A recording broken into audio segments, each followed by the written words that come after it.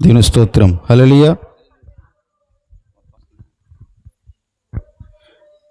కలువరి ప్రియుడా సిలువలో నాథ, వెలలేని నీ ప్రేమకే వందనం, వెలలేని నీ ప్రేమకే వందనం. కలువరి ప్రియుడా సిలువలో నాథ, వెలలేని నీ ప్రేమకే వందనం, వెలలేని నీ ప్రేమకే వందనం.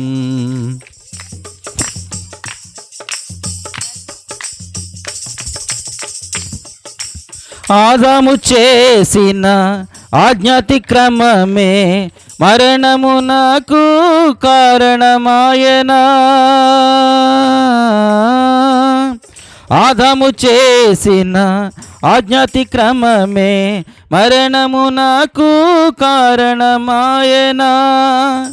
ఆ మరణం బాప సిలువ మరణముంది, ఆ మరణం బాప సిలువ మరణముంది. తిరిగి లేచిన మహితాత్ముడా, తిరిగి లేచిన మహితాత్ముడా. కలువరి ప్రియుడా సిలువలో నాథ, వెలలేని నీ ప్రేమకే వందనం. నా చేతులతో నేను చేసిన పాపమే నీ చేతిలో మేకు బిగించే. నా చేతులతో నేను చేసిన పాపమే నీ చేతిలో మేకు బిగించేనా. నా కాళ్ళ దోషమే నీ కాళ్ళలోనా కఠిన శిలలు నాటించేనా. కలువరి ప్రియుడా సిలువలో నాథ, వెలలేని నీ ప్రేమకే వందనం.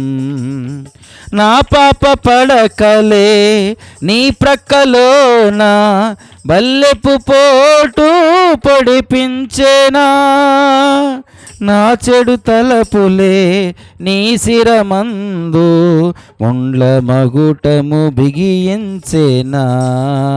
కలువరి ప్రియుడా సిలువలో నాథ, వెలలేని నీ ప్రేమకే వందనం, వెలలేని నీ ప్రేమకే వందనం. దేవుని స్తోత్రం. హల్లెలూయా.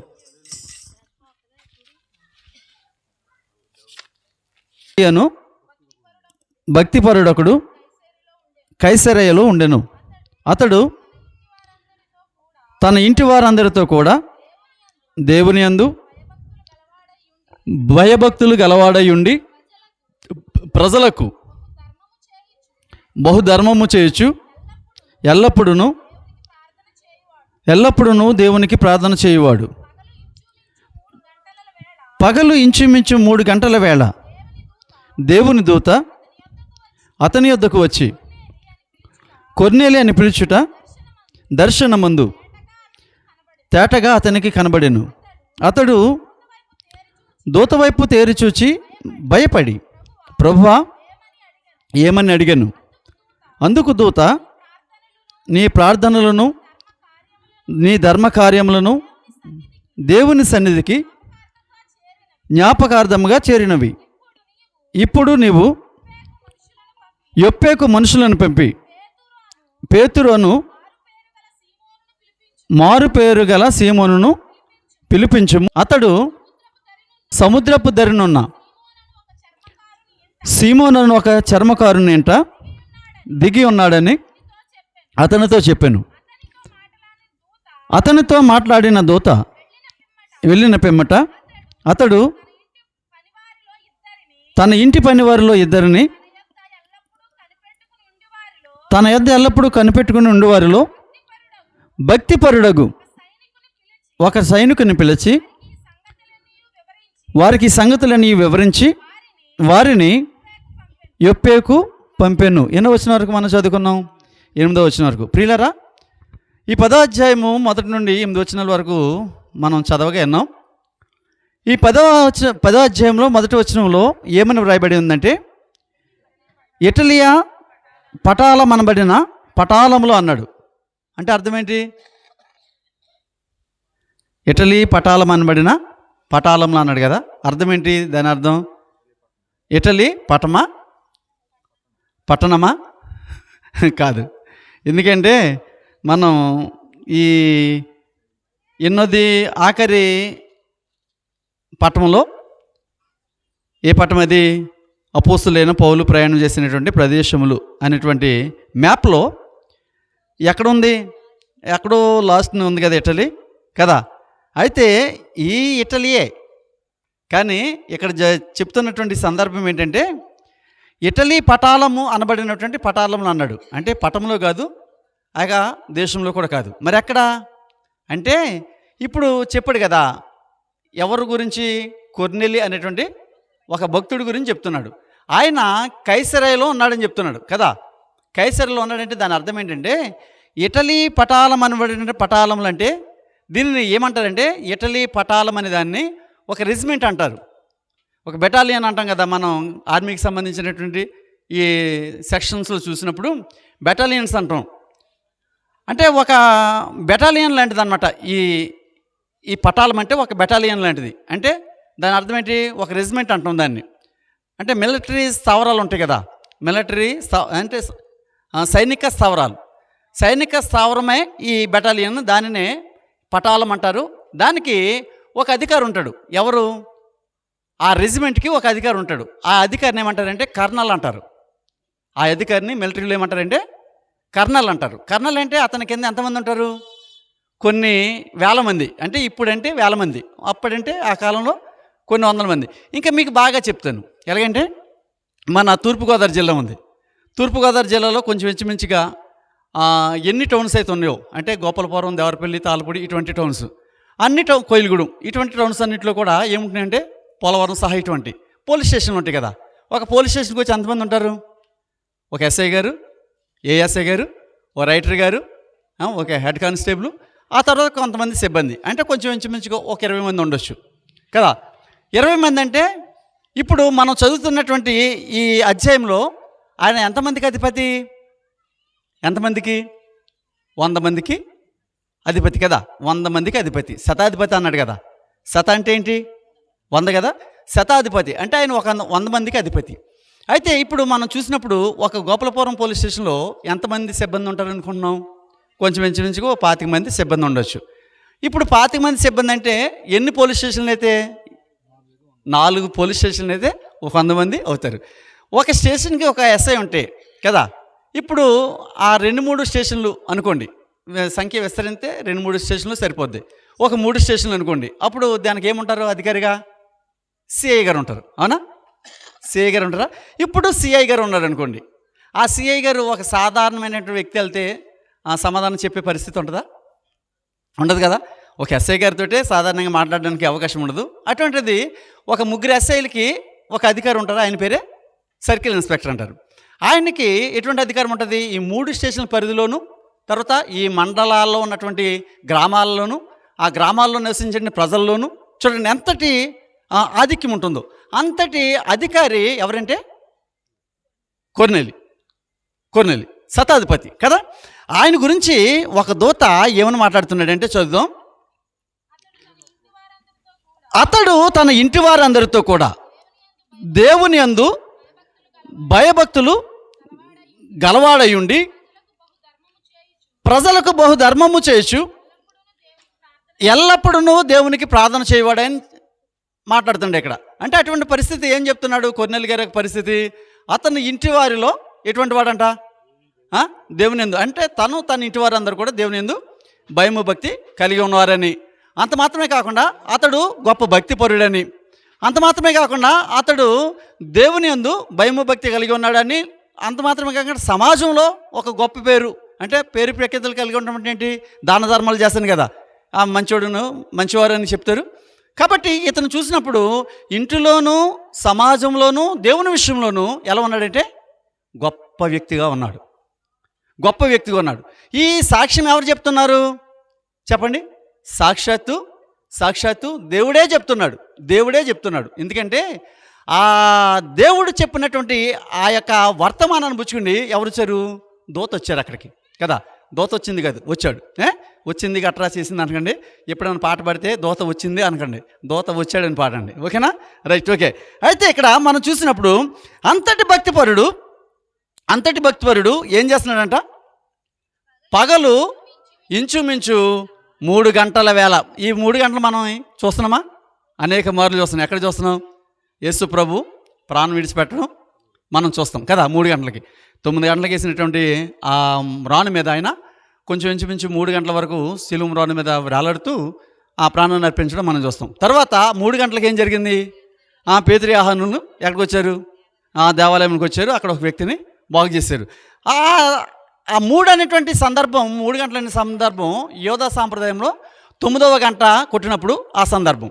అంటే ఇప్పుడు మనం ఏం అర్థం చేసుకోవచ్చు? ఇక్కడ కూడా 3 గంటల వేళప్పుడు అంటే ప్రార్థన సమయంలో. అంటే ప్రార్థనా సమయంలో అతను ఏం చేస్తున్నాడని అర్థమవుతుంది? చెప్పండి. ప్రార్థనా సమయంలో కొన్నేళ్ళు ఏం చేస్తున్నాడని అర్థమవుతుంది? ప్రార్థనే చేస్తున్నాడు. అర్థమైందా? ప్రార్థనా సమయంలో మనలాగా తిని దీర్ఘించి పడుకోలేదు, రెస్ట్ తీసుకోలేదు, లేకపోతే సొంత కార్యక్రమాలు చూసుకోలేదు. కానీ ప్రార్థనా సమయంలో తప్పనిసరిగా అతను ఏం చేస్తున్నాడంటే ప్రార్థనే చేస్తున్నాడు. గమనించండి. ఎందుకు ఈ మాటలు పరిశుద్ధాత్మ రాయించాడంటే, ఒక భక్తుడు లేకపోతే ఒక క్రైస్తవుడు, ఒక విశ్వాసి దేవుని ఆరాధించే క్రమం ఏదైతే ఉందో ఆ క్రమాన్ని తప్పనిసరిగా అనుసరించవలసిన వాడై ఉన్నాడని చెప్పడానికి ఒక వ్యక్తిని ఈ 10వ అధ్యాయంలో మనకు కనబడుతున్నటువంటి ఈ కొర్నేలి అనేటువంటి వ్యక్తి, అతను ఎవరంటే భక్తిపరుడు అన్నాడు. కానీ అతను యూదుడు కాదు, ఇజ్రాయేలీయుడు అంతకన్నా కాదు. అంటే యూదుడన్నా ఇజ్రాయేలీయుడన్నా ఒకటని చెప్పాను కదా. మరి ఎవరైతను అంటే ఎస్, అన్యుడు. అంటే ఇప్పుడు అపొస్తలుల కార్యాల గ్రంథం ప్రారంభమయ్యి ఎన్ని అధ్యాయాలు దొరికిపోయాయి? 9 అధ్యాయాలు దొరికిపోయినాయి. కానీ ఇంతవరకు సంఘంలో చేర్చబడిన వారు అందరూ ఎవరు? అందరూ నన్ను ఇంతవరకు సంఘంలో చేర్చబడిన వారు అన్యులు కాదు. మొదటి నుంచి మీకు చెప్పేది అదే, ఇజ్రాయేలీలే, యూదులే. ఇప్పటి వరకు 3,000 మంది అయినా, 4,000 మంది అయినా, 10,000 మంది అయినా, 30,000 మంది అయినా వారందరూ కూడా ఎవరంటే యూదులే, అన్యులు కాదు. మీకు అదే చెప్పాను ప్రారంభంలోనే. ఎక్కడో కానీ తగలరు ఇప్పుడు ఈ అన్యులు. ఈ అధ్యాయము ప్రాథమికంగా మన కొరకే వ్రాయబడింది. ఏ అధ్యాయము? మన కొరకే ఈ అపొస్తలుల కార్యాల గ్రంథము 10వ అధ్యాయము ఎవరి కొరకంటే మన కొరకే. ఇప్పటి వరకు ఈ అన్యుడిగా ఎంచబడిన వాడు, దూర దేశస్తుడిగా బ్రతికిన వాడు ఈ సంఘంలో అంటే చేర్చబడేటువంటి విధానం మనం ఎక్కడ కూడా చూడం. కానీ ఇప్పుడు క్రీస్తు సంఘంలోకి మొట్టమొదటిగా ఎవరు చేర్చబడుతున్నాడు? అన్యుడు. అంటే ఈ 10వ అధ్యాయం వచ్చేసరిగానే ఒక అన్యుడు క్రీస్తు సంఘంలోకి ప్రవేశించేటువంటి అర్హతను మనం చూడం. ఈ రోజున ఎవరు ఇష్టమైతే వాళ్ళు క్రీస్తు సంఘంలోకి రావచ్చు. అంటే క్రీస్తు సంఘం అంటే మరి అనుకుంటున్నదో క్రీస్తు నామం కలిగిన సంఘం కాదు. ఏ భూలోకంలో ఉన్నటువంటి సంఘాలన్నీ కూడా ఎవరైతే దేవుని నామాన్ని ఆరాధిస్తున్నారో వారందరూ కూడా ఏ సంఘాలు ఎవరు? అంతే కదా, వారందరూ కూడా క్రీస్తుని ధరించుకున్నవారు కనుక క్రీస్తు సంఘాలే, మా వ్యక్తి సంఘాలు కాదు. ఈ రోజున చాలామంది వ్యక్తుల పేర్లతోటి ఏం చేస్తున్నారంటే సంఘాలను స్థాపిస్తున్నాడు. అందుకని పౌలు అంటాడు, పౌలు ఎవడు, అపోల్లో ఎవడు అంటాడు. అంటే ఈ వ్యక్తులు ఎవరు అసలు అంటే దేవుని పరిచర్యకు నియమింపబడ్డవారే కానీ దేవుని నామాన్ని ఆపాదించుకున్న వ్యక్తులు కాదు అని చెప్తాడు. కనుక ఇక్కడ మనం చూసినప్పుడు ఈ కొర్నేలి శతాధిపతి అయ్యుండి ఎటువంటి వాడంటే ఒకడు రమ్మంటే వస్తాడు, ఒకడు పొమ్మంటే పోతాడు. అంతటి అధికారి ఎవరికి భయపడుతున్నాడు? దేవునికి భయపడుతున్నాడు. తర్వాత తన ఇంటి వరుస దేవుని ఆరాధించేవాడుగా ఉన్నాడు. తర్వాత ఆ గ్రామంలో ఆ ప్రజల్లో దాన ధర్మాలు చేసేవాడుగా ఉన్నాడు. ప్రాముఖ్యంగా మనం చూసినప్పుడు ప్రార్థనా సమయానికి అతను ఎలా ఉన్నాడంటే ప్రార్థించేవాడుగా ఉన్నాడు. ప్రార్థనా కాలం ముందు 40 దినాల ప్రార్థనా కాలం అనుకున్నప్పుడు ఈ 40 దినాలు ఏదైనా కూడా మనం ఏం చేసుకోవడానికి వీల్లేదు చెప్పండి. దాన్ని పోగొట్టుకోవడానికి, ఈ ఆశీర్వాదాన్ని పోగొట్టుకోవడానికి వీల్లేదు. ఈ ఆశీర్వాదం డబ్బు ఎప్పుడు మనతో ఉంటుందండి, ఒకవేళ ఉంటుంది పోతుంది. కానీ ఈ సన్నిధి ఎప్పుడు యేసుక్రీస్తు ఏమన్నారు? ఒక ఆమె తీసుకొచ్చి పాదాలకు అత్తరు పోస్తుంటే యోధ ఏమన్నాడు? ఇంత విలువైనటువంటి అత్తరును ఎందుకు అమ్ముకుంటే డబ్బులు వస్తాయి కదా, ఈయనకి పాదాలకు ఎందుకు పోస్తుందంటే యేసుక్రీస్తు ఏమన్నారు? బేదలు ఎల్లప్పుడు మీ దగ్గర ఉంటారు, ప్రజలు ఎల్లప్పుడు మీతో ఉంటారు, కానీ నేను ఎల్లప్పుడు. అంటే ఈ ధనం అనేది ఎప్పుడో ఒకప్పుడు మనం సంపాదించుకోవచ్చు, కానీ ఈ రోజు అనేది మనకు మరలా రమ్మన్నా రాదు. ఎందుకంటే దేవుని చిత్తం లేకపోతే ఈ రోజును చూడని వారు చాలామంది ఉన్నారు. మన పూర్వీకులే మన మధ్యన మన అయిన వారే. కాబట్టి సజీవులుగా ఉన్నటువంటి మనము ఈ చక్కని అవకాశాన్ని ఏం చేయాలి, అందిపుచ్చుకొని ప్రభు నామాన్ని గణపరిచి, తద్వారా ఒకవేళ మన ఆ, ఇహలోక సంబంధమైనటువంటి కార్యకలాపాలు ఏదైనా చేసుకోగలిగితే చేసుకోవాలి, తప్ప చేసుకోలేకపోతే ప్రభు పని మాత్రం తప్పనిసరిగా చేయాలి. కొర్నేలు యొక్క జీవితము మనకు నేర్పించే ఆత్మీయ పాఠం ఏంటంటే, ప్రభు కార్యాలు శ్రద్ధగా చేయాలి, ప్రజల పట్ల ప్రేమానురాగాలు కలిగి ఉండాలి, అంతేకాకుండా కుటుంబం అంతా ఏక మనసుతో ప్రభుని ఆరాధించేవారుగా ఉండాలి. వాడు ఎంతటి అధికారి అయినా, అంటే ఒక అధికారే అంతటి ప్రభు యొక్క అధికారానికి లోబడినప్పుడు మరి ఎటువంటి అధికారం లేని మన పరిస్థితి ఏంటి ఆలోచన చేయండి. కాబట్టి ఆయన చేస్తున్నటువంటి ధర్మకార్యములు ఎవరికి వినపడ్డాయట? ఆ ప్రార్థన చేస్తున్నప్పుడు దూత వచ్చి అంటున్నాడు, కొర్నేలి నీ ధర్మకార్యములను చేరినవి, ఇప్పుడు నువ్వు యొప్పేకు మనుషులను పంపి అక్కడ ఉన్నాడు, అతన్ని పిలిపించు. అతడు వీరందరూ ఇప్పుడు ఎక్కడున్నారు? కైసర్ అంటే ఎక్కడుంది? అది కూడా కొంచెం ఇంచుమించు ఒప్పేకు కైసరకు చాలా దగ్గర. ఆ రెండు కూడా సముద్ర తీర ప్రాంతాలని మనం చూస్తున్నాం. కింద మ్యాప్లో చూస్తే కనబడుతుంది. ఈ మ్యాప్లో ఎందుకు ఇచ్చారంటే, ఈ బైబిల్ను నేను చాలా కాలం క్రింద చెప్పాను మీకు మందిరంలో. ఈ బైబిల్ని చదివేటప్పుడు ఆయా ప్రాంతాల పేర్లు వచ్చినప్పుడు మ్యాప్ కాడికి వెళ్తే మనకి చాలా స్పష్టంగా అర్థమవుతుంది. బైబిల్ మ్యాప్ కాడికి వెళ్తే చాలా స్పష్టంగా చూడండి. ఈ రోజున ఒక వ్యక్తి ఒక బైక్ మీద ఏదన్నా ఒక స్థలానికి వెళ్ళాలంటే ఏం పెట్టుకుంటున్నాడు? మ్యాప్ పెట్టేసుకుంటున్నాడా? పెట్టేసుకుని ఎవరిని అడగాక లేకుండా ఏం చేస్తున్నాడు? ఆడికి వెళ్ళిపోతున్నాడు. చూడండి, ఈ టెక్నాలజీ ఎప్పుడు ఇచ్చాడు? ఇప్పుడంటే ఆ ఇంటర్నెట్లో ఆ మ్యాప్ తీసుకుని మనం పెట్టుకుని వెళ్ళాల్సిన స్పాట్కి వెళ్తున్నాం. కానీ ఇది ఎప్పుడు ఇచ్చాడు? ఎన్ని వందల సంవత్సరాల కిందట ఇచ్చాడు చెప్పండి. దేవుని ఏర్పాటు మనం చాలా మన పట్ల ఎంత ఉన్నతంగా ఉందో అది ఆలోచన చేయాలి. అయితే పిలిపించుకోండి.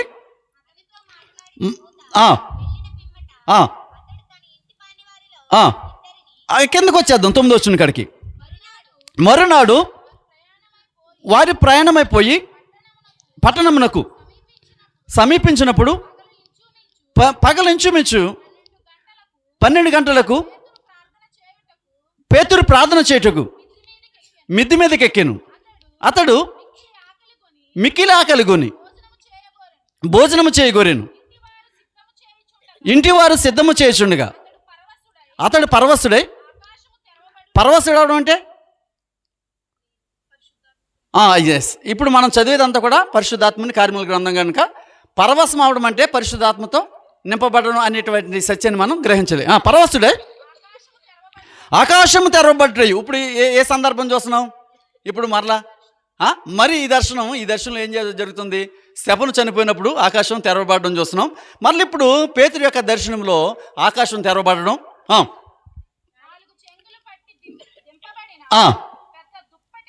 పెద్ద దుప్పటి వంటి దుప్పటి వంటి పాత్ర. దుప్పటి కాదు, దుప్పటి వంటి పాత్ర. అంటే ఆ పాత్ర ఎలాగుంది? 4 చెంగులు దుప్పటిని పడితే ఎలాగుంటుందో అలా ఉంది. ఒక రౌండ్గా కాకుండా దుప్పటిని 4 చెంగులు పెట్టమనుకోండి, 2 మనుషులు కలిపి ఎలా ఉంటుంది? అలాగున్నటువంటి ఒక పాత్ర ఆకాశం నుండి దిగి వచ్చుట చూచెను. అందులో భూమి అందుండు సకల విధములైన చతుష్పాద జంతువులను, ప్రాకు పురుగులను, ఆకాశ పక్షులను ఉండెను. అప్పుడు పేతురు కాదు, అప్పుడు ఈయన అన్నాడు, ఎవరో ప్రభు, పేతురు నీవు లేచి వాటిని చంపుకొని తినమని ఒక శబ్దం అతనికి. ఈ మాట చాలా జాగ్రత్తగా ఉందాం. ఆకాశం నుండి ఇతను ఏం చేస్తున్నాడు? మిద్దె మీదకి ఎక్కాడు. ఆకలి కొన్నటువంటి సమయం అది. ఆకలి కొన్నటువంటి సమయంలో ప్రార్థన చేసుకోవడానికి మిద్ది మీద, అంటే ఏకాంతంగా అతను ఏకాంత స్థలానికి వెళ్ళాడని మనం అనుకోవచ్చు. వెళ్ళినప్పుడు అక్కడికి ఏం కనపడుతుంది? ఒక దర్శనం. ఆకాశం నుండి ఒక దుప్పటి వంటి పాత్ర దిగి రావడం, ఆ పాత్రలో సదుష్పాద జంతువులు, పురుగులు, పక్షులు ఇవన్నీ ఉండడం. ఏమండి, ఇవన్నీ ఉన్నప్పుడు ఒక స్వరం ఏం చెప్తుందంటే పేతురుతోటి, మరి పేతురు ఆకలిగా ఉన్నాడు కదా, ఇప్పుడు ఇదిగో ఇవి నీ కొరకు పంపించాను, వీటిని చంపుకొని తిను అని చెప్పినప్పుడు పేతురు అంటాడు, అయితే పేతురు వద్దు ప్రభువా, నిషిద్ధమైనది అపవిత్రమైనది ఏదైనాను నేనెన్నడను తినలేదని చెప్పగా వినండి ఏమని చెప్తున్నాడు, లేదు ప్రభువా అపవిత్రమైనది. ఇప్పుడు వచ్చినవి ఏంటవి? సదుష్పద జంతువులు, తర్వాత ప్రాకు పురుగులు, తర్వాత ఆకాశ పక్షులు. ఇవి వచ్చినప్పుడు చంపుకు తినమంటే పేతురు అంటాడు, లేదు నవీనా నేను ఎప్పుడు కూడా అసిద్ధమైన వాటిని తినలేదు అంటున్నాడు. దానికి కారణం ఏంటి అంటే మనం ప్రాముఖ్యంగా ఆలోచన చేయాల్సింది, యూదులకు ఒక సాంప్రదాయం ఉంది. ఏ సాంప్రదాయము చెప్పండి? దేవుడు ఆజ్ఞాపించినటువంటి ఆజ్ఞ అది, వీళ్ళ సొంత సాంప్రదాయం కాదు. ఏ ఆజ్ఞ అంటే లేవికాండం 11వ అధ్యాయంలో మనం చూస్తాం. ఏమనంటే చదవకలేదులేండి, రేపు మీకు అవకాశం ఉంటే ఇంటికి వెళ్ళి చదువుకోండి. 11వ అధ్యాయంలో మనం ఒక మనుషుడు అంటే తన ప్రజలు ఏమి తినొచ్చో ఏమి తినకూడదో ఆ అధ్యాయంలో మనం చూస్తాం. 11వ అధ్యాయంలో చూడండి, అంటే చదవద్దు, మీరు ఒకసారి మననం చేసుకున్నారుగా. వీటిని తినొచ్చు, వీటిని తినకూడదు, వీటిని తినొచ్చు, వీటిని తినకూడదు అని చెప్తూ ఉంటాడు. అదే ఎవరి నియమం? అది దేవుని నియమమే. ఎవరికి? తన ప్రజలైనటువంటి ఇజ్రాయేలీలకు ఇచ్చినటువంటి నియమం. ఆ నియమాన్ని ఇప్పుడు ఎప్పటి వరకు పాటిస్తున్నారు వీళ్ళు చెప్పండి? ఎప్పటి వరకు అంటే యేసుక్రీస్తు చనిపోయిన వరకు కూడా, పరమలోకి వెళ్ళిపోయిన వరకు కూడా వారు ఏం చేస్తున్నారంటే పాటిస్తూనే ఉన్నారు. అయితే ఇప్పుడు దేవుని యొక్క ఉద్దేశం ఏంటనేది ఇతనికి అర్థం కాలే. కానీ దేవుడు చెప్పిన మాటను ఇతను పాటించకుండా, నేను ఇటువంటి వాటిని తిననైనా నీకు తెలుసు కదా, నీవే చెప్పావు కదా అంటే తండ్రిగా ఆయన ఏదైతే చెప్పాడో వేటిని తినమన్నాడో వాటిని తిన్నాం, వేటిని తినకూడదు అన్నాడో వాటిని తినలేదు మేము, కాబట్టి ఇవి నిషిద్ధమైనవి, వీటిని తినకూడదని చెప్పినప్పుడు దేవుడు ఏమన్నాడంటే చదవండి, నేను పవిత్రపరిచిన వాటిని నీవు నిషిద్ధం అనడానికి వీలు లేదు అని చెప్పి ముమ్మారు చెప్తాడు. ఎవరు? దేవుడు. ఆ స్వరము ముమ్మారు పేతురుకు చెప్పినప్పుడు, నేను వీటిని పవిత్రం చేసి నిన్ను చంపుకుని తినమన్నాను, కానీ నువ్వు అపవిత్రం అంటున్నావు, అలాగనడానికి వీల్లేదని ముమ్మారు నువ్వు చంపుకొని తిను, నువ్వు చంపుకొని తిను, నువ్వు చంపుకొని తిను చెప్పినప్పుడు, ఆయన నిషిద్ధమని ఎంచినప్పుడు ఆ పాత్ర ఏమైపోయింది? మరలా ఆకాశానికి వెళ్ళిపోయింది. ఆకాశానికి వెళ్ళిపోయినప్పుడు ఆయన ఆలోచిస్తున్నాడు, ఏమని? అసలు ఈ దర్శనం ఎందుకు వచ్చింది? ఈ దర్శనం యొక్క భావం ఏంటి? అసలు నేను ఏమైనా అర్థం చేసుకోవాలి. దేవుడు తానే ఇటువంటి జంతువుల్ని, ఇటువంటి పక్షుల్ని, ఇటువంటి పురుగుల్ని తినకూడదని చెప్పాడు. ఎవరు? యెహోవా తండ్రి వారికి. ఎవరికి? లేవికాండంలో 11వ అధ్యాయంలో ఇజ్రాయేలీకి. కానీ ఇతను కూడా ఎవరు? పేతురు కూడా ఎవరు? యూదుడే కదా, ఇజ్రాయేలీయుడే కదా. మరి ఇతను కూడా ఆ చట్టం వర్తిస్తుంది కదా. కానీ ఇప్పుడు ఆకాశం నుండి ఒక స్వరం చెప్పడం ఏం చేస్తున్నాడు? విని వాటిని నిషిద్ధం అంటున్నాడు. అక్కడికి ఆ స్వరం అంటుంది, దేవుడు పరిశుద్ధపరిచిన వాటిని నీవు నిషిద్ధం అనడానికి వీలు లేదని చెప్తాడు. అయితే ముమ్మారు చెప్పిన తర్వాత ఆ పాత్ర అదృశ్యం అవడం మనం చూస్తాం. కింద చదువుదాం. పేతురు తనకు కలిగిన దర్శనమే ఏమై ఉండును అని తనలో తాను అనుకొని ఎటు తోచగా ఉండగా, కొర్నేలి పంపిన మనుషులు సీమోను ఇల్లు ఏదని విచారించి తెలుసుకొని వాకిట నిలిచి ఇంటి వారిని పిలిచి, పేతురు అని మారుపేరు గల సీమోను ఇక్కడ దిగిని ఉన్నాడా అని అడిగాను. పేతురు ఆ దర్శనం గూర్చి యోచించుచుండగా ఆత్మ, వినండి మరలా ఏం చెప్తుంది? ఇప్పుడు కొర్నేలి దగ్గర మాట్లాడిన వారు ఎవరు? దూతనా ఆత్మేనా? కొర్నేలి దగ్గర ఏమన్నా మాట్లాడారంటే, కొర్నేలి నువ్వు దేవుని దృష్టిలో బహు నీతిమంతుడిగా ఉన్నావు, నీకున్నటువంటి అధికారం చేత నువ్వు గర్వించగా, నిన్ను నీవు తగ్గించుకుని ఒక సామాన్య మానవుని వలె ప్రభు యందు మనసు లగ్నం ఉంచి ప్రభువు చెప్పినటువంటి ఆ ధర్మశాస్త్ర కార్యాలను, దాన ధర్మాలను, భయభక్తులను నీవును నీ కుటుంబం వారును నిలిపి ఉన్నారు కనుక నీ ప్రార్థన విజ్ఞాపనలు దేవుని సన్నిధికి చేరని చెప్పేసి ఆయన మాట్లాడి వెంటనే అంటాడు, ఎక్కడా పేతురు ఎక్కడ ఉన్నాడు అన్నాడు? యొప్పేలో ఉన్నాడని చెప్తున్నాడు కదా. యొప్పేలో ఉన్నాడు అన్నాడు కదా. యొప్పేలో ఉన్నాడు ఒక వ్యక్తి, అతను పిలిపించుకుంటే నీకు ఇంకా బహు విశేషమైనటువంటి సంగతులు నేర్పిస్తాడు అని చెప్పేసి అన్నాడు కదండి. ఇప్పుడు చెప్పండి, పేతురుతో కొర్నేలితో మాట్లాడినటువంటి దేవుడు ఆత్మ ఇప్పుడు ఎవరితో మాట్లాడుతున్నారు? పేతురుతో మాట్లాడుతున్నాడు. గమనించండి. అంటే ఇప్పుడు కొర్నేలికి చెప్పాడు ఎక్కడో పేతురు ఉండదు తీసుకెళ్ళుకోమని. ఇప్పుడు పేతురు దగ్గరకు వచ్చి నీ కోసం కొర్నేలి అనేటువంటి ఒక భక్తిపరుడు మనుషులను పంపించాడు, అతనితో వెళ్ళమని చెప్పాడు. ఈ రోజున పరిశుద్ధాత్మ వరాలు ఉన్నటువంటి వ్యక్తులు చాలామంది ఈ యొక్క తప్పుడు సిద్ధాంతాలతో ప్రజలను మభ్యపెట్టడానికి ఈ పరిశుద్ధాత్మ అనేటువంటి ఈ యొక్క గొప్ప ఆయుధాన్ని మోసానికి మలుచుకుని ప్రజలను మభ్యపెడుతూ వారి దగ్గర దోచుకుని బ్రతకడానికి రకరకాలుగా చెప్పండి, మీలో ఒక వ్యక్తి గాయపడి ఉన్నారని నాకు చెప్పినప్పుడు ఆ వ్యక్తి ఎవరో, ఆ వ్యక్తి పేరేంటో కూడా ఎవరు తెలుసు? నాకు తెలియాలి. మీలో ఒకళ్ళు ఉన్నారు, మీలో ఎవరో కడుపు నొప్పితో బాధపడుతున్నాడు. ఎవడో కూడా ఉంటుంది కడుపు నొప్పి. ఇది పెద్ద విశేషం ఏముంది? అప్పుడు నేను చెప్పాలి ఏమని? నేను నిజంగా పరిశుద్ధాత్మతో నింపబడితే పలానా వ్యక్తి కడుపు నొప్పితో బాధపడుతుంది మధ్యాహ్నం 1 గంట నుంచి, రండి లేవండి, పరిశుద్ధాత్మను మిమ్మల్ని స్వస్థపరుస్తున్నాడు అనేని చూసే కదా పేతురు అన్నాడు, అనేయ దేవుడు నిన్ను స్వస్థపరచబోతున్నాడని చెప్పాడు కదా. ఏమండి? మరి ఎలా తెలిసింది పేతురికి?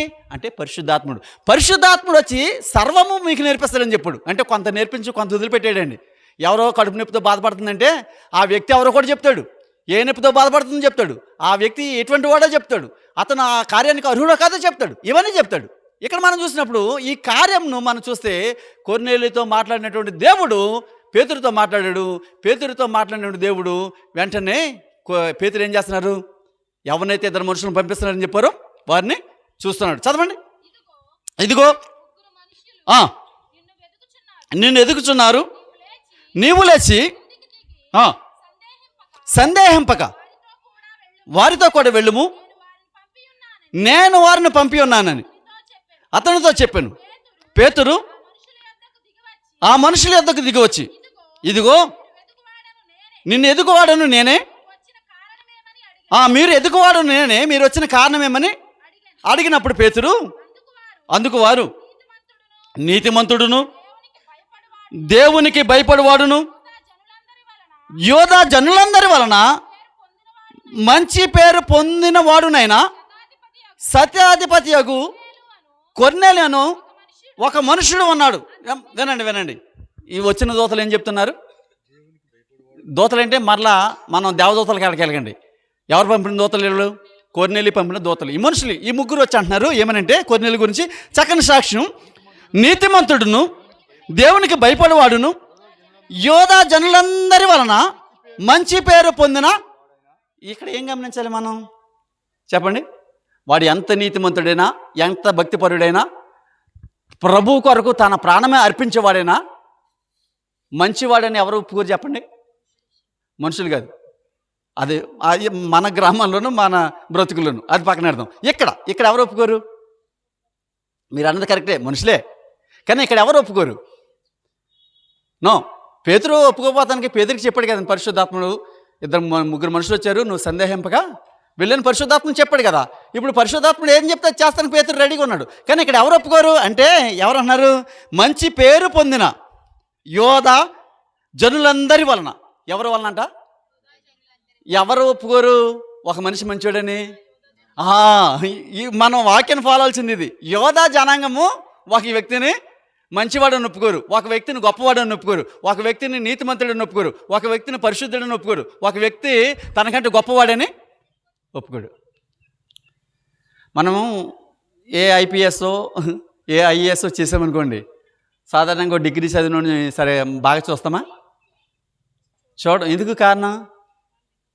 వాడిది ఇంకా యూపీఎస్సి కొట్టి ఐపీఎస్ ఐఏఎస్ ఐఎఫ్ఎస్ చేశాడు కనుక అది మామూలు మాటలు కాదు కనుక. ఒకసారి చెప్పాను మీకు, ఒక ఐఎఫ్ఎస్ చేయాలన్నా, ఒక ఐపీఎస్ చేయాలన్నా, ఒక ఐఏఎస్ చేయాలన్నా ఇవి చాలా కఠినమైనటువంటి పరీక్షలు అని చెప్పేసి మీకు ఒకసారి చెప్పాను. ఎందుకంటే లోకంలో జరుగుతున్నటువంటి చదువుల గురించి మనకు పెద్దగా తెలియదు కనుక చదువుకున్నటువంటి కొంతమందిని మనం చూస్తున్నప్పుడు వారు ఎంత భయంకరమైనటువంటి పరిస్థితులను ఫేస్ చేస్తారో మనం చూస్తాం. అయితే వారికి సాధారణమైనటువంటి డిగ్రీ చదివినోడు ఎలా కనపడతాడు? చెప్పిన కనపడతాడుగా. డిగ్రీ చదవనంటే వాడికి ఏమీ పెద్ద లెక్క ఉండదు. చదవలేరా బోర్డు డిగ్రీ, ఈ రోజున గొడ్డలు కాసుకునేవాడు కూడా డిగ్రీలు చేస్తున్నాడు అనుకుంటారు కదా. అయితే ఇక్కడ మనం మీకు ప్రధానంగా చెప్పే మాట ఏంటంటే అక్కడ శతాధిపతిని ఎవరు మెచ్చుకుంటున్నారు చెప్పండి? యూదులే. తనకంటే ఎవడు గొప్పవాడు కాదని అనుకునేటువంటి వారే ఏం చేస్తున్నారంటే ఒక అన్యుని మెచ్చుకుంటున్నారు. చూడండి, మొట్టమొదటిసారిగా ఒక అన్యుని జీవితంలో గొప్ప అద్భుతం జరుగుతుంది. ఏంటంటే యోధా ప్రజల చేత మంచివాడని పేరు పొందడము. అంత మాత్రం కాకుండా ఒక అన్యుడు ప్రప్రథమంగా క్రీస్తు సంఘంలోకి చేర్చబడడం మనం చూస్తాం. చదవండి. అతడు నిన్ను పిలువనంపి నీవు చెప్పు మాటలు వినవలనని పరిశుద్ధ దూత వలన. ఎవరు చెప్పారు ఇప్పుడు? పేతురు చెప్పే మాటలు నీవు వినాలి. ఎందుకంటే నీ ఆసక్తి కలిగినటువంటి ఇంకా దేవుని గురించినటువంటి సమాచారం చెప్పగలిగిన వాడు ఎవరంటే పేతురు. మరి ఆ కైసర్లో ఉన్నటువంటి యోదయ సమరయ పట్టణాల్లో ఉన్నాడు కదా పిలుపు గారు, అక్కడే కదా ఏం చేశాడు? అనేక మందిని స్వస్థపరిచాడు కదా. కానీ పేతురును ప్రత్యేకించి నిలబెట్టడానికి గల కారణం ఏంటంటే పేతురు యొక్క బయట మీరు మళ్ళీ మాట్లాడారంటే మొహం బాగొట్టేస్తాను. పేతురు యొక్క ధైర్యం అంటే ప్రభువు కొరకు ప్రాణం పెట్టుబడిగా ఏం చేయబోతున్నాడు? రూపాంతరము చెందబోతున్నాడు. అంత మాత్రమే కాదు, ఈ అన్య ప్రజలను ప్రభు వైపు నడిపించడానికి సన్నద్ధం చేస్తున్నాడు. చూడండి, యేసుక్రీస్తు వచ్చినప్పుడు ఆయన రాకను మొట్టమొదటిగా చెప్పింది ఎవరు? ఆయనకి మొట్టమొదటిగా బాప్తిసం ఇచ్చింది ఎవరు? చెప్పండి. ఆయనకి మొట్టమొదటిగా బాప్తిసం ఇచ్చింది ఎవరు? యోహాను గారు. తెలుసు కదా బాప్తిసం ఇచ్చు యోహాను. వారు ఎప్పుడు పుట్టాడు యోహాను? తన తల్లిదండ్రులు జకర్యా ఎలిజబెత్లు కదా, ముసలితనం ముందు తన మార్గములను సరళము చేయడానికి ఒక వ్యక్తిని ఎన్నుకున్నాడు, ఆయనే యోహాను గారు. అంతకు మునుపు దేవుని స్వరం ఏమైపోయింది? ప్రజలకు దూరం అయిపోయింది, ఎడబాటు వచ్చేసింది. కొంచెం మించుమించు 400 సంవత్సరాలు ఎడబాటు కలిగినట్టు పరిస్థితిని మనం అక్కడ చూడగలుగుతాం. అయితే యేసుక్రీస్తు వచ్చే ముందు తన వార్తను చాటి చెప్పడానికి ఎలాగైతే ఎవరిని యోహాను గారిని ఎన్నుకున్నాడో, అలా ఇప్పుడు పౌలు గారి రాకకు పేతురు గారు ఏం చేస్తున్నాడు? మార్గాన్ని సిద్ధం చేస్తున్నాడు. గమనించండి, ఇది చాలా ఆలోచించాల్సిన విషయం. ఒక అన్యుడు ఈ రోజున సంఘంలోకి ప్రవేశం జరుగుతోంది. అతని ద్వారా ఈ సువార్త మన మధ్యకు వస్తుంది అనేటువంటి సత్యాన్ని మనం ఇక్కడ చూడగలుగుతాం. ఆ దూత వచ్చి మీకు సర్వము బోధిస్తాడు అని చెప్పినప్పుడు వారిని అతడు లోపలికి పిలిచి ఆతిథ్యం ఇచ్చాను.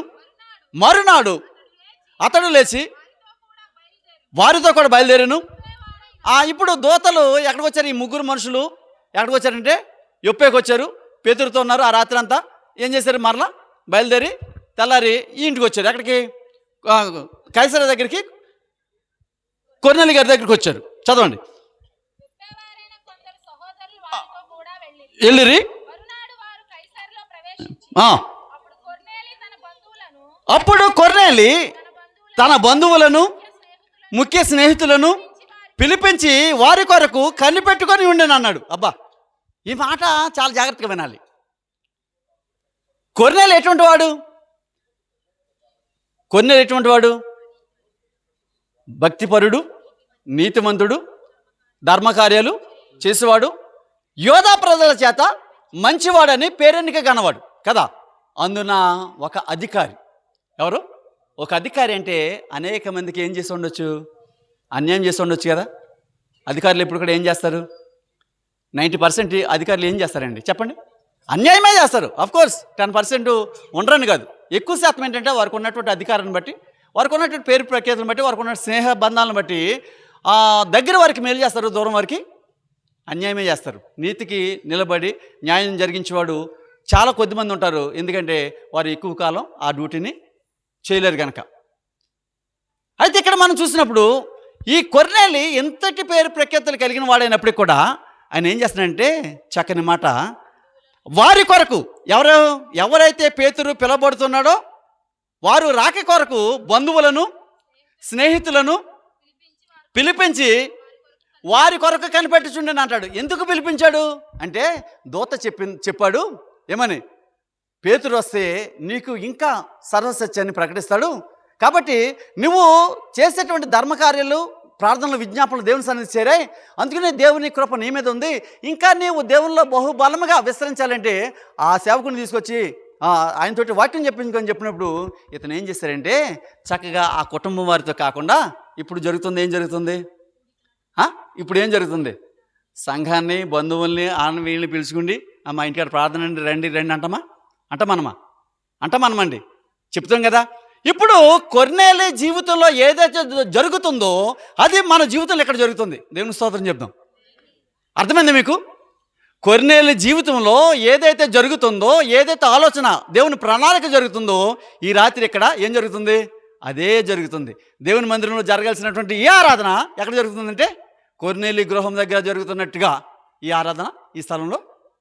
ఎంతటి ప్రణాళిక అండి! ఇది మనం అనుకుంటే రాదండి, ఇది మనం ప్లాన్ చేస్తే రాదు. దేవుని ప్రణాళిక ప్రకారము అంతటి, అంటే దేవుని కృప నీ మీద ఎంతగా ఉంది అంటే, నీ మీద ఒకవేళ ఆ దేవుని కృపకు నువ్వు యోగ్యుడువా కావా అని ఆలోచన చేసినప్పుడు, ఒకవేళ యోగ్యులం కాకపోతే యోగ్యునిగా రూపాంతరం చెందడానికి, ఒకవేళ యోగ్యులమైతే ఆ దేవుడు ఇచ్చినటువంటి యోగ్యతను ఇంకా ఏం చేయడానికి, ఆ యోగ్యతను ఇంకా ఏం చేయడానికి, కొనసాగించుకోవడానికి. చూసారా దేవుని ప్రణాళిక ఎలా ఉందో? వారు కనిపెట్టడం ఎలా అంటే బంధువులతోటి, స్నేహితులతోటి, అంటే తను మాత్రమే కాకుండా తన ఇరుగు పొరుగు వారు కూడా రక్షించబడాలని. ఎందుకు తెలుసా? యెషయా గ్రంథకర్త అన్నాడు 52వ అధ్యాయం 7వ వచనంలో ఒక మాట చూద్దాం. 52వ అధ్యాయం 7వ వచనం. ఎస్, సువార్త ప్రకటించు అని మళ్ళా చదవండి. సువార్త ప్రకటించుచు, సమాధానము చాటించుచు, సువార్తమానము ప్రకటించుచు, రక్షణ సమాచారము ప్రకటించు అని పాదములు నీ దేవుడు ఏలుచున్నాడని, సియోనుతో చెప్పుచున్నవని పాదాలంటే నీ దేవుడు ఏలుచున్నాడని ఎవరితో చెప్పిన పాదాలట? సియోన్ అంటే ఎస్, ఈ మాట ఎన్నిసార్లు చెప్పండి మీకు? సియోన్ అనగా సంఘమే, దేవుని రాజ్యం అనగా సంఘమే, పరిశుద్ధ పట్టణం అనగా సంఘమే, పరిశుద్ధ యెరూషలేము అనగా సంఘమే. ఈ సంఘానికి అన్ని పేర్లు పెట్టి ఆ సంఘంలో మనలను చేర్చాడు. అంటే పరిశుద్ధ సంఘంలో పరిశుద్ధ వధువుగా మనలను దేవుడు చేర్చాడు. ఈయన అంటాడు దేనికట? నీ దేవుడు ఏలుచున్నాడని సియోనుతో, అంటే సంఘముతో చెప్పుచున్న వాని పాదములు పర్వతముల మీద ఎంతో సుందరం అంటాడు. అంటే ఈ వాక్యం చెప్పేవాడి పాదాలనా అంటే నథింగ్. ఈ వాక్యం చెప్పేవాడి పాదాలు ఎంతో సుందరములు కాబట్టి ఆ పాదాల మీద పడండి కాదండి. ఇప్పుడు ముందు మనం చూస్తాం. ఈ పేతురు ఇక్కడికి వచ్చినప్పుడు ఆ సెరసల అధికారి ఆయన పాదాల మీద మోకరిల్లిపోతాడండి. ఎవరు? కొర్నేలి ఎంతటి అధికారి అండి కదా. ఒక సిఐ స్టేషన్ కాడికి వచ్చినప్పుడు ఎవరి మీదన్నా బాబు అని ఆ పాదాలు పట్టుకుంటాడా? కానీ ఎవరు పాదాలు పట్టుకుంటారు? ఆ స్టేషన్ కాడికి వెళ్ళేవారే ఆ సిఐ గారి పాదాల మీద పడతారు. నాయనా మా కొడుకు తెలుసో తెలుగో చేశారండి, మా కొడుకుని తప్పించండి, మా కూతురిని తప్పించండి, మమ్మల్ని తప్పించండి పాదాలు పట్టి ఏడ్చేది మనం, కానీ అధికారి కాదు కదా. కానీ ఇక్కడ మనం ముందు చూస్తాం, పేతురు గారు అక్కడ రాగానే అంతటి అధికారి దిగ్గున లేచి ఏమైపోతాడంటే అతని పాదాల మీద పడిపోతాం మనం చూస్తాం. అయితే ఇక్కడ ఈ కాంటెస్ట్లో ఆయన ఏం చేస్తున్నాడంటే సువార్త ప్రకటిస్తున్నాడు. అటువంటి సువార్త ప్రకటించేవారు, అంటే ఈ సువార్త ప్రకటించడానికి కారణమైన వారికి, ఆ సువార్త ప్రకటిస్తున్నప్పుడు వింటున్నటువంటి సియోను అనబడినటువంటి సంఘానికి వారి పాదాలు ఎంతో సుందరములని ఎప్పుడు రాశాడు చెప్పండి? ఎప్పుడో యెహోవా ఎవరు చూశాడు ఆ దర్శనాన్ని? యెషయా గారు కూడా ఏ దర్శనం చూశాడు? పరలోకపు దర్శనాన్ని యెషయా గారు కూడా చూశాడు కదా. చదువుకున్నాము 6వ అధ్యాయంలో. ఉజ్జయ మృతున్న సంవత్సరమున అని చెప్పేసి మనం 6వ అధ్యాయం చదవం కదా. యెషయా గ్రంథం 6వ అధ్యాయం చదవమ్మా.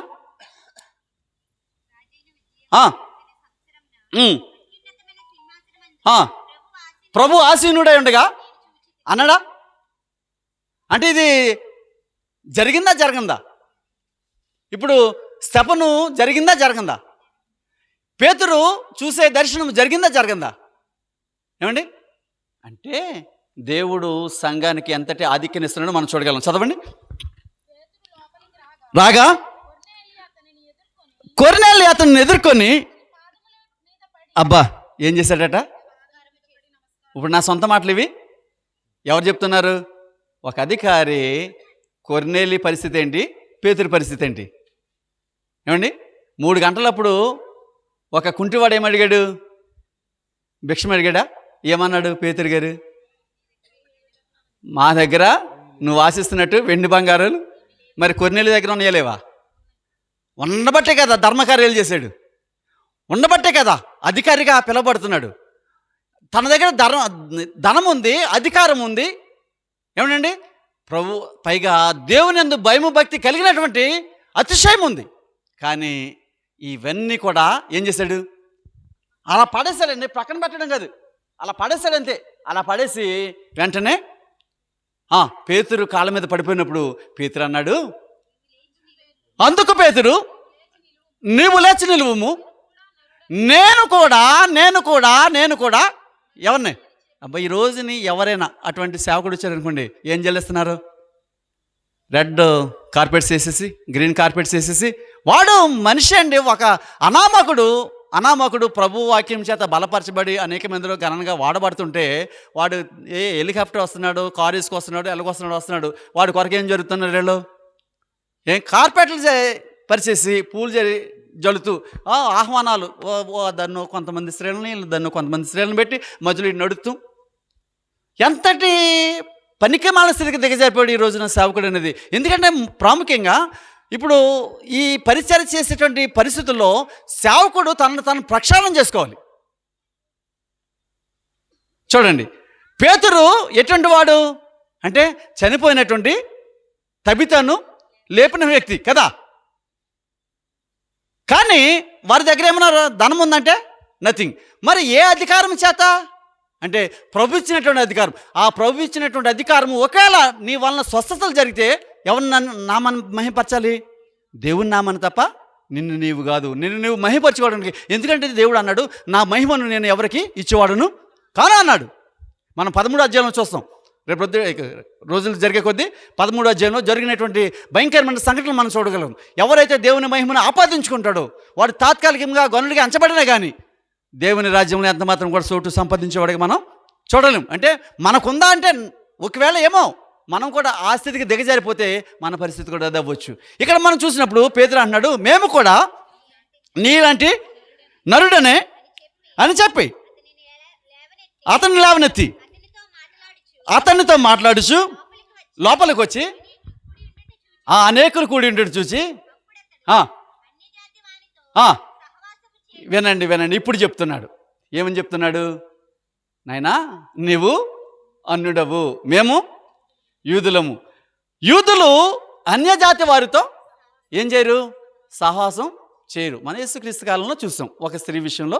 ఆవిడే చెప్తుంది కదా, సాక్షాత్తు ఆవిడే చెప్తుంది, మీరు యూదులు, మేము సమరయులు. కాబట్టి యూదులకి సమరయులకి సాంగత్యము లేదని సాక్షాత్తు ఆవిడే చెప్తుంది కదా. చదవండి. అట్టి వాటిని ముట్టుకొనుటైనను యూదునికి ధర్మము కాదని నీకు తెలియను. అయితే ఏ మనుషుడును ఇప్పుడు ఏమనండి, ఇప్పుడు ఏమర్థమవుతుంది? ఆయన అనుకున్నాడు కదా, ఆకాశం నుండి ఏమి దిగొచ్చింది? దుప్పటి వంటి ఒక పాత్ర, 4 చెంగులు పట్టుకుని అందులో సదృశ జంతువులు, పురుగులు, ప్రాకు జీవు, ఆకాశ పక్షులు ఇవన్నీ ఉన్నాయి కదా. అవి ఏంటో అతనికి అర్థం కాలేదు. ఆలోచన చేసేలోపు ఎవరు వచ్చారు? ఈయన కోసం మనుషులు వచ్చారు కదా. ఈలోపు ఆయన అర్థం చేసుకోవడానికి కూడా, ఆలోచించడానికి కూడా టైం లేకపోవచ్చు. కానీ ఇక్కడ మాట్లాడేస్తున్నాడు చూడండి. ఏంటా ఆ యొక్క దర్శనం యొక్క భావం అని అక్కడ ఆలోచించుకుని కానీ అక్కడ అతనికి ఏం కనపడలేదంటే సమాధానం కనపడలేదు. కానీ ఇక్కడ చెప్పేస్తున్నాడు. ఎవరితోటి? కొర్నీలతో చెప్పేస్తున్నాడు. ఏమనంటే చదవండి. ఏ మనుష్యుడును నిషేధింపదగిన వాడని ఆయన మళ్ళా చదవండి. కాదు, అయితే ఏ మనుష్యుడును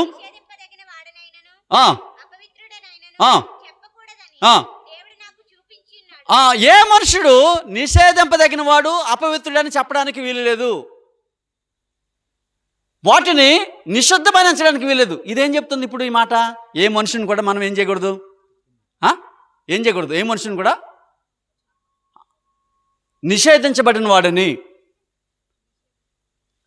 ఏ మనుషుడు కూడా నిషేధించబడిన వాడని, అపవిత్రుడని చెప్పడానికి వీల్లేదు. మీరు చూడండి, ఒక మాట చెప్తాను. SC/ST యాక్ట్ 1989 ఏదైతే ఉందో ఆ చట్టంలో ఏమనుందంటే అన్టచబిలిటీ ఈజ్ ఏ అన్హ్యూమన్ అని ఉంది. అన్టచబిలిటీ ఈజ్ ఏ సిన్ అని ఉంది. అంటే ఏంటి దాని అర్థం? అంటరానితనం మహాపాపం. అంటరానితనం మహాపాపం. ఇది ఎప్పుడు, ఈ యాక్ట్ ఎప్పుడు చేయబడింది? ఈ చట్టం ఎప్పుడు చేయబడింది? 1955లో చేయబడింది. కానీ 89లో ఇంప్లిమెంట్ అయింది. ఈ రాజ్యాంగంలో రాయడం ఆల్రెడీ దీన్ని ఏం చేశారంటే 55లోనే ఈ రాజ్యాంగంలో పొందుపరిచారు దీన్ని. దాన్ని ఇంప్లిమెంట్ ఎప్పుడు చేశారంటే 1989లో ఇంప్లిమెంట్ చేశారు. ఏమని? అస్పృశ్యత, అంటరానితనము నేరము. ఆ చట్టం వచ్చింది కనుకనే ఈ రోజున ఎస్సీ, ఎస్టీ, బీసీ మైనారిటీలు కూడా ఏముంది? సమాజంలో గౌరవం ఉంది. సమాజంలో ఈ మాట ఎప్పుడు చెప్పాడు? 113వ కీర్తన 6-7 వచనంలో అంటాడు కదా, పెంట కుప్పల మీద నుండి దీనులను పైకి లేవనెత్తివాడును నేనే ఆయన చెప్పాడా?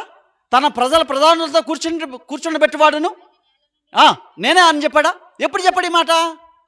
క్రీస్తు పూర్వం ఈ సంవత్సరాల కింద. అంటే చూడండి, దేవుని ప్రణాళిక అనాది కాలం నుండి దూరస్తులుగా బ్రతుకుతున్నటువంటి, అంటే దేవునికి దూరస్తులుగాను సమాజానికి కూడా. మీకు అర్థమైందా? దేవునికి దూరస్తులే, ఇటు సమాజంలో కూడా దూరస్తులే. ఇటువంటి వారికి దేవుడు ఎటువంటి అర్హతను ఇస్తున్నాడు? తన సంఘంలోకి పిలుచుకున్నట్టు ద్వారా గొప్ప ధన్యత. అయ్యగారండి, అమ్మగారండి, ఈడెవడండి, ఈడ అయ్యగారేంటి, ఈడ అమ్మగారేంటి, కానీ దేవుడు ఎంత ఒరే అరే అని పిలిపించుకునే స్థాయి నుంచి ఏ స్థితికి నడిపిస్తున్నాడు దేవుడు? మన కాళ్ళ ముందే మన జీవితాలలో గొప్ప వెలుగును, గొప్ప మార్పును చూపిస్తున్నాడు కదా. ఇక్కడ మనం చూసినప్పుడు ఈయన అన్నాడు, ఏ మనుషుడు కూడా నిషేధింపదగిన వాడని, అపవిత్రుడని చెప్పకూడదని దేవుడు నాకు చూడండి, ఆ కళ యొక్క దర్శనం, ఆ దర్శన భావం ఎవరికి అర్థమైంది? ఇప్పుడు ఆటోమేటిక్గా తనకి ఆ కొర్నేలుని చూడగానే కొర్నేలుతో మాట్లాడుతున్నాడు, నాయనా యూదులు అన్యులతో సాంగత్యము చేయరు, తర్వాత అన్యులు యూదులను ముట్టుకోకూడదు, మహాపాపం నీకు తెలుసు. కానీ దేవుడు నాకు దర్శనం చూపించాడు. ఆ దర్శన భాగం ఏంటంటే, ఇది ఏ మనుషుడు అన్యుడని ఎంచకూడదు, ఏ మనుషుడు అపవిత్రుడని ఎంచకూడదు, ఏ మనుషుడు అస్పృశ్యుడని ఎంచకూడదు, ఏ మనుషుడు పాపాన్ని ఎంచకూడదు అని చెప్తూ మాట్లాడతాడు. చదవండి.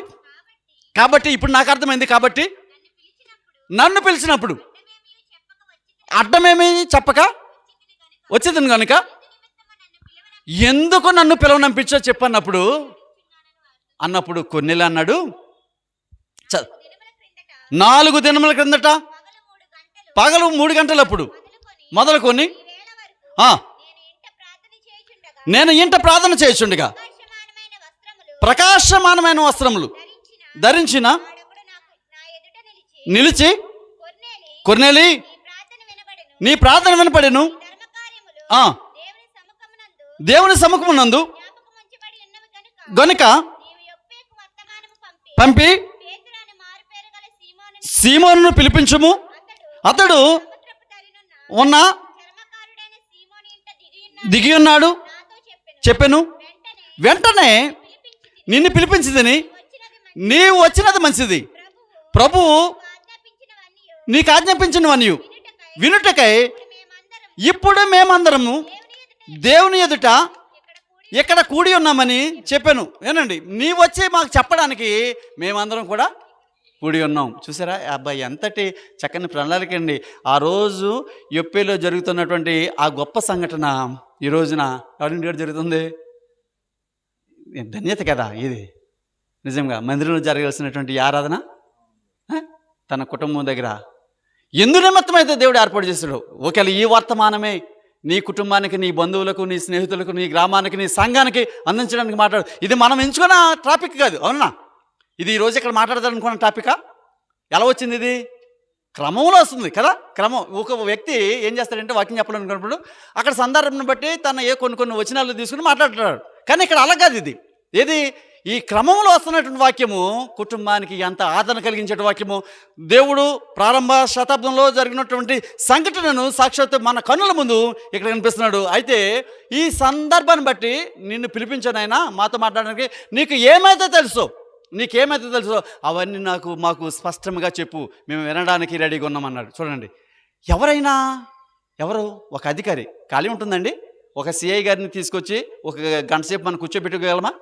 ఆలోచన చేయండి. ఒక సిఐ గారిని తీసుకొచ్చి ఒక గంట సేపు మనం మాకు దగ్గర కూర్చోండి, అయినా మీకు కొన్ని విషయాలు చెప్పాలంటే ఏమంటాడు? నువ్వు చెప్పాల్సింది ఏదో టకటగా 2 మాటల్లో చెప్పు, నాకు చాలా పని ఉంది అంటాడు కదా.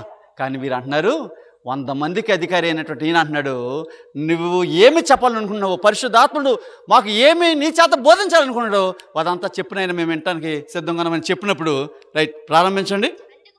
అందుకు పేతురు నోరు తెరిచి ఇట్లా, నేను దేవుడు పక్షపాతి కాడని నిజముగా గ్రహించి ఉన్నామన్నాడు. ఎప్పటికీ ఏమండి, ఇప్పుడు పేతురు, యోహాను, ఆ శిష్యులు ఎంతకాలం ఉన్నారు యేసుక్రీస్తుతోటి చెప్పండి? ఎంతకాలం ఉన్నారు? 3.5 సంవత్సరాలు దగ్గర ఉన్నారు కదా. దగ్గరగా చూశారు, దగ్గరగా ఆచార్యకార్యాలు చూశారు. ఆయనతో పాటు ఆ ఆచార్యకార్యాల్లో పాలు పంపులు పొందుకున్నారు. వీరు కూడా వెళ్ళి అనేక మందిని బాగు చేశారు కదా. చేసిన తర్వాత ఆయన సిలువ వేయబడతాడు అని చెప్పేసి చెప్పాడు, లేకపోతే లేపబడతాడని చెప్పాడు, ఆరోహణం అవుతాడని చెప్పాడు. ఇవన్నీ జరిగాయి. ఇవన్నీ జరిగిన తర్వాత 40 దినాలు ఆయనతోటి వాళ్ళు సహవాసం చేయడం చూస్తున్నాం. ఇవన్నీ జరిగిన తర్వాత ఇప్పుడు అంటున్నాడు, ఎన్ని సంవత్సరాలకి? ఆయన చనిపోయిన 4-5 సంవత్సరాల తర్వాత జరుగుతున్న సంఘటన ఇది. అపోస్తల కార్యాల గ్రంథం అంటే ఒకరోజు 1 గంటలో జరిగింది కాదు కదా. మనం ఈ 23 రోజులు జరుగుతున్న కార్యాలు కాదండి ఇవి, 4-5 సంవత్సరాలు జరుగుతున్న కార్యాలు అని అంటున్నాడు. ఇప్పుడు నిజముగా ఏమని? దేవుడు పక్షపాతి కాదని ఎందుకు గ్రహింపు వచ్చింది అంటే, ఇప్పుడు యేసుక్రీస్తు ఎందుకు పంపబడ్డాడు? నశించిన వారిని రక్షించడానికి కదా. ఆ నశించిన వారు ఎవరు అంటే ఇజ్రాయేలీల గొర్రెల యొద్దకే తప్ప ఎవరి దగ్గరికి వెళ్ళడానికి వీలుది అన్నాడు. అయితే నిన్న చదువుకున్న యోహాను సువార్తికుడు ఏమన్నాడంటే 10:16లో నాకు వేరే దొడ్డు కూడా కలదని చెప్పేసి అన్నాడు కదా. ఈ సందర్భాలు ఎక్కడ జరుగుతున్నాయి? ఇప్పుడు కొర్నేలి జీవితంలో జరిగిపోతున్నాయి. అంత మాత్రమే కాకుండా అక్కడికి చాలామంది వచ్చారండి, చాలామంది వచ్చారు. ఆ యొక్క పరిశుద్ధ కార్యక్రమంలో వారు పాలుపంపులు పొందుతున్నప్పుడు అనుకున్నాడు, ఇప్పుడు అక్కడికి వచ్చిన వారందరూ ఎవరు? కొర్నేలి బంధువులు అంటే ఎవరు? వాళ్ళు కొర్నేలి పిలిపించాడు స్నేహితులు, బంధువులు అంటే ఎవరు? అన్యులే కదా. కొర్నేలి మంచివాడని యూదుల్లో ఒక పేరు ఉంది, కానీ ఏం చేయరు? ఒక పేరుంటే ఉంది, కానీ ఆ యూదులు ఈ కొర్నేలితో ఏం చేయరు? సహవాసం చేయరు కదా, అసలు ముట్టుకోరు కదా. పేతురైనా వస్తున్నాడు, అసలు నువ్వు నన్ను ముట్టుకోవడానికి కూడా అర్హుడు కాదు. ఎందుకంటే అన్యులు, సమరయులు, యూదులను ముట్టుకోవడానికి అక్కడ కూడా ఎప్పటి అస్పృశ్యత అండి ఇది. కానీ ఈ గోడలను ఏం చేస్తున్నాడు? పరిశుద్ధాత్ముడు క్రీస్తు నామంలో కూల్చివేస్తున్నాడు. అక్కడ ఉన్నటువంటి అనేక మంది అన్యులు ఏం చేస్తున్నారంటే ఇప్పుడు వాక్యాన్ని శ్రద్ధగా ఉంటున్నారు. కాకుండా అంత మాత్రమే కాకుండా ఆ అధ్యాయంలో జరిగిన గొప్ప విశేషం ఏంటంటే, ఎవరైనా సరే పరిశుద్ధాత్మ ఆ వరము బాప్తిసం పొందిన తర్వాత పొందుకోవడం మనం చూస్తున్నాం. ఇక్కడ వరకు అది ఎవరు పొందుకున్నారంటే యూదులు మాత్రమే పొందుకున్నారు. కానీ ఇప్పుడు అన్యులు బాప్తిసం పొందకుండానే పరిశుద్ధాత్మ అనే వరాన్ని పొందుకోవడం మనం ఈ గ్రంథంలో చూస్తాం, ఈ అధ్యాయంలో. అబ్బాయి ఎంతటి గొప్ప ధన్యత! ఒక అన్యుడు సంఘంలో చేర్చబడకుండానే వారి రాకతో ఏమవుతుందంటే పరిశుద్ధాత్ముడు వారి మీద దిగడం మనం చూస్తాం. చదువుకుండా వచ్చేద్దాం, నేను వాక్యాన్ని ముగిస్తాను. ప్రతి జనములోను ఆయనకు భయపడి నీతిగా నడుచుకుని వానిని ఆయన ఏం చేస్తాడంట? ప్రతి జనములోను ఏం చేస్తున్నాడు? నీతిగా నడుచుకుని వానిని ఆయన అంగీకరించును. యేసుక్రీస్తు అందరికీ, యేసుక్రీస్తు అందరికి ప్రభువుడు. చూసారా? యోధా మత సాంప్రదాయాల నుంచి మందిరం ఎక్కడికి వచ్చేసింది? ఇప్పుడు అన్యునికి వచ్చేసింది. ఈ అన్యుడే ఏమైపోయాడంటే దేవుని ఆలయం అయిపోయాడు. ఇప్పుడు దేవుడు నిజంగా పక్షపాతి కాదని మాకు ఇప్పుడు అర్థమవుతుంది. అంటే ఎవరి గురించి మాట్లాడుతున్నాడు అంటే, నియమింపబడినటువంటి శిష్యుల గురించా అంటే కాదు, ఏర్పాటు చేయబడినటువంటి కొర్నేలి సహవాసం గురించి, కొర్నేలి యొక్క బంధుమిత్రుల గురించి, కొర్నేలి యొక్క కుటుంబం గురించి, కొర్నేలి యొక్క కార్యక్రమాల గురించి పరిశుద్ధాత్ముడు ఎంతగా గొప్పగా మాట్లాడుతున్నాడు. చదువుకుంటూ వద్దాం. ఆయన ద్వారా సమాధానకరమైన సువార్తను ప్రకటించి ఇశ్రాయేలీయులకు పంపిన వర్తమానము మీరు ఎరుగుదురు. చూడండి, యోహాను బాప్తిస్మం ప్రకటించిన తర్వాత గలిలయ మొదలుకొని మీకు తెలియను, అదేదనగా దేవుడు పరిశుద్ధాత్మతోను శక్తితోను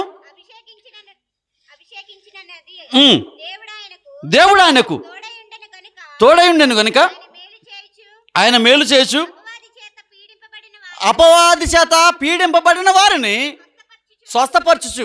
గమనించండి, ఎవరిని అంటే అపవాది ఎందరినైతే పీడిస్తున్నాడు, ఎందరినైతే బాధ పెడుతున్నాడు, ఎందరినైతే క్రీస్తు యొక్క మహిమకు దూరంగా లాక్కుపోతున్నాడు, వారందరి పట్ల దేవుడు కృప చూపించి వారి జీవితంలో గొప్ప గొప్ప మేలు చేశాడు. ఈ సువార్తను ఎంత ఘనంగా చాటి చెప్తున్నాడు చూడండి. యేసుక్రీస్తు చేసినటువంటి ఆ పరిచర్యను కొద్ది గంటలలో బహు స్పష్టంగా కొర్నేలీకి ప్రకటించడం చూస్తున్నాం మనం. చదవండి.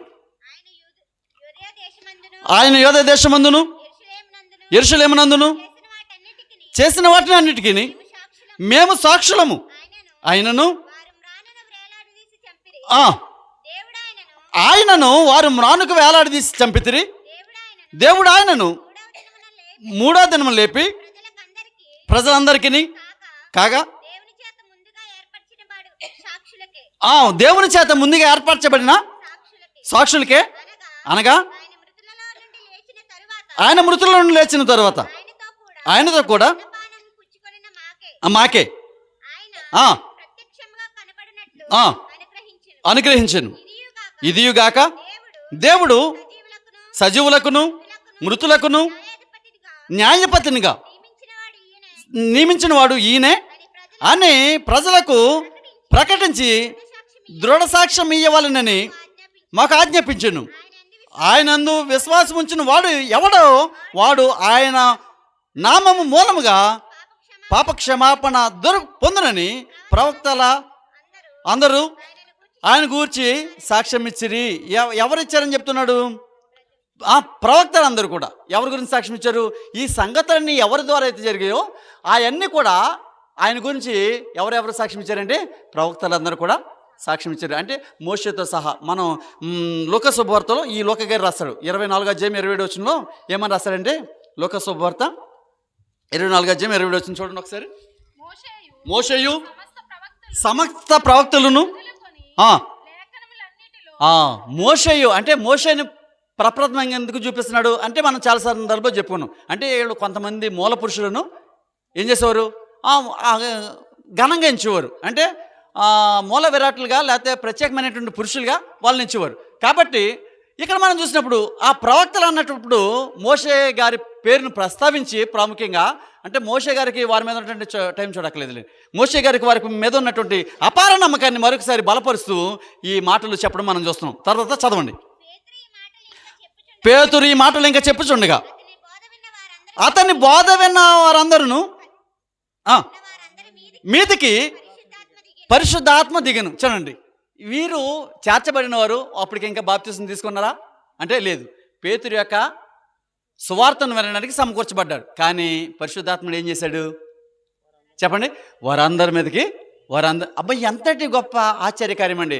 అంతకుముందు యేసుక్రీస్తు వారు బాప్తిసం తీసుకున్నాక పరిశుద్ధాత్మ దిగాడా? బాప్తిసం తీసుకోకముందా? యేసుక్రీస్తు వారికి పరిశుద్ధాత్ముడు అనుగ్రహించబడ్డం బాప్తిసం తీసుకున్నాక తీసుకోకముందు? తీసుకున్నాకనా? ఇప్పుడు మనం చూసినట్లయితే పేతురు యాహన్లు అనేక మందికి బాప్తిసం ఇచ్చారు కదా, మరలా రెండోసారి కూడా ఇచ్చారు కదా.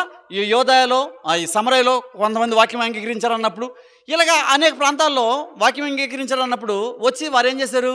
బాప్తిసం ఇచ్చిన తర్వాత పరిశుద్ధాత్మ అనేటువంటి వరాన్ని పొందుకున్నారు. ఎవరిని చూసినా బాప్తిసం తర్వాతే పరిశుద్ధాత్మ వరాన్ని పొందుకున్నట్లుగా మనం చూస్తాం. కానీ ఇక్కడ ఏం జరుగుతుంది చూడండి, ఎంత ఏం చెప్పాలి, వ్యతిరేకంగా, ఆపోజిట్గా. అంటే దేవుని ప్రత్యక్షత వారు ఎంత బహుగా చూడగలుగుతున్నారో మనం చూసినట్లయితే అంటాడు ఏమని, ఇలా చెప్పుచుండగా అతడు బోధన వారందరి మీదకి పరిశుద్ధాత్ముడు దిగను. సున్నతి పొందిన వారిలో పేతురుతో కూడా వచ్చిన విశ్వాసులందరూ పరిశుద్ధాత్మ వరము అన్యజనుల మీద సహితము కొమ్మరింపబడి చూసి విభ్రాంతి నొందిరి అంటారు. విభ్రాంతి నొందడం అంటే ఆశ్చర్యపడడం, విస్మయం పొందడం. ఇదేంటి అసలు ఇంతకు ముందు అన్నాడు, ఇలా జరగలేదు. అనేక మంది బాప్తిసం పొందిన తర్వాత కదా ఈ పరిశుద్ధాత్ముడు వారి మీదకి దిగడం. కానీ ఇప్పుడు ఈ సంగతి 2-3 నిమిషాలు ముగిస్తాను.